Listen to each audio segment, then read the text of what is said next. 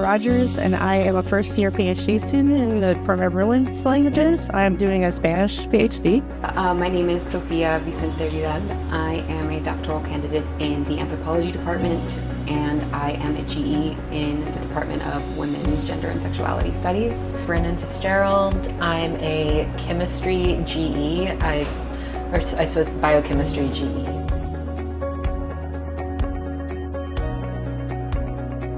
So my number one takeaway is on the contextualizing and historicizing the attacks on trans people especially, but on people of all gender identities that we're experiencing right now in the Trump administration.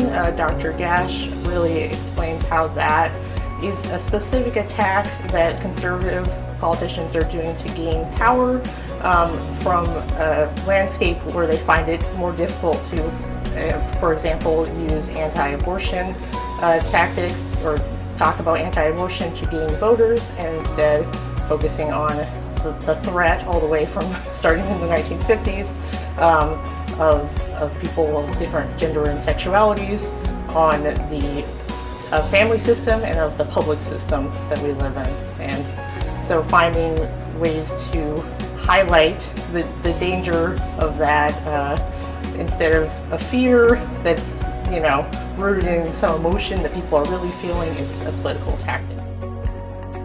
I think the thing that struck me the most was Dr. Chari's discussion of how identity politics has been popularized in mainstream discourse, and how identity politics itself is not the problem, but the way that identity has been instrumentalized or mobilized by the far right, but also the Democratic Party to advance elitist interests in talking about refocusing discussions about trauma on care and repair. How do we actually build community?